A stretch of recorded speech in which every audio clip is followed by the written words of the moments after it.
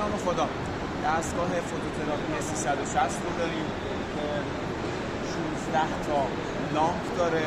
برای اینکه بخواید دستگاه رو روشن بکنید نیاز دارید که به برق 220 دستگاه رو وصل بکنید تا دکمه روشن شدن دستگاه رو بزنید. دستگاه دارای 3 تا مود کاری هست: مود فول، هال و سینگل. چه کاری رو انجام میدن؟ زمانی که بخواید از مود فول استفاده بکنید 16 تا لامپ دستگاه شروع به کار کردن میکنه.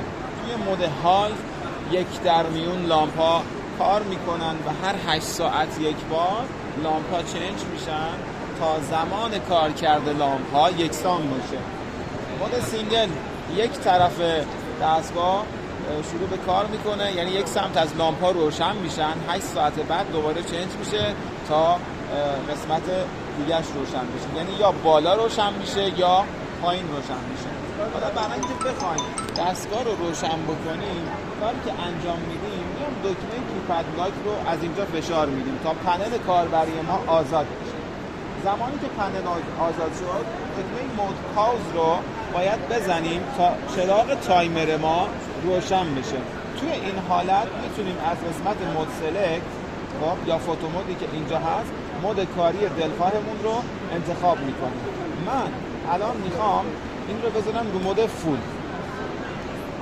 کیپد لاک رو من اینجا فشار میدم، تمامی 16 تا لامپ دستگاه روشن میشه. حالا اگر بخوام مود کاری دستگاهم رو تغییر بدم، کاری که میام انجام میدم دوباره کیپد لاک رو فشار میدم، دکمه فوتو مود رو میزنم، هالت رو روشن میکنم و دکمه کیپد رو دوباره فشار میدم اینجا. اتفاقی که میفته لامپ ها 1/1 روشن شدن و هر 8 ساعت یه بار این لامپ ها چنج میشن تا زمان کار کرده لامپ ها یکسان باشه. خب دوباره اگر بخوایم از مود سینگل هم استفاده بکنیم، دکمه کیپد لاک، دکمه فوتو مود، سینگل و دوباره دکمه کیپد دقت بکنید یک سمت از لامپ ما روشن شد، قسمت پایین روشن شده.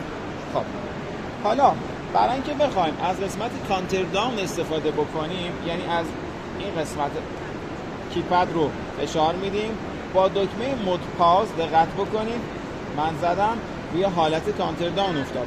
شما میتونید حداقل 1 ساعت رو تنظیم بکنین برای فوتوی نوزاد و حداکثر 8 ساعت رو برای نوزاد انتخاب بکنین. با جهتی بالا میتونین زمان فوتو رو ببرین بالا، با جهتی پایین هم میتونین زمان فوتو رو پایین بیارین. حالا من اگر کیپد رو اینجا فشار بدم دستگاهم شروع به کار کردن میکنه و به صورت معکوس شروع میکنه لامپای من بشمردن تا این زمان ما تموم بشه و 2 ساعت ما که تموم شد دستگاه آلارم چک رو میده به پرستار تا بیاد نوزاد خودش رو چک بکنه. دستگاه دارای یک ایر تمپرچر هست که دمای داخلی رو سنس میکنه و یک اسکین تمپرچر رو اینجا داریم که سنسور پوستی هست برای اینکه شما حتی بتونین سنسور پوستی رو به نوزاد وصل بکنید و دمای خود پوست نوزاد رو هم داشته باشید و اگر چنانچه دمای دستگاه بخواد بالا بره، داخل دستگاه ما فن گذاشتیم که به صورت کامل تهویه بکنه و دما رو یعنی دمای داخل کابین رو پایین بیاره. خب این از کارکرد کلی دستگاه بود. زمانی هم که یک آلارمی رو بخواید دریافت بکنین دکمه سایلنت رو اگر اینجا فشار بدین 1 بار 4 دقیقه دستگاه آلارم نمیده، 2 بار پشت سر هم انجام بدین دستگاه ریست میشه و دوباره به شروع به کار میکنه. یک سری آلارم ها رو اینجا داریم که برای راهنمایی کاربر هست. آلارم سنسور به هر دلیلی که بخواد ماژول خود سنسور خراب بشه یا روی برد دستگاه ایرادی رو داشته باشیم، آلارم سنسور روشن میشه تا ما رو راهنمایی بکنه. آلارم پاور زمانی زده خواهد شد که دستگاه شما به برق شهر متصل نباشه یا اینکه برد پاور یا مین دستگاه به مشکل خورده باشه. آلارم اوور اگر دمای دستگاه به هر دلیلی بخواد بالا بره، ببین این دستگاه گرم کن که هیتر که نداره، وارمر که نیست، خود لامپ هایی که داخل دستگاه هست یک گرمایی رو تولید میکنه. به خاطر اینکه این گرما به نوزاد آسیب نزنه فن گذاشته شده و به هر دلیل دما بالا بره، اگر چنانچه فن خراب شه هم آلارم فن رو دریافت می‌کنیم هم اوور.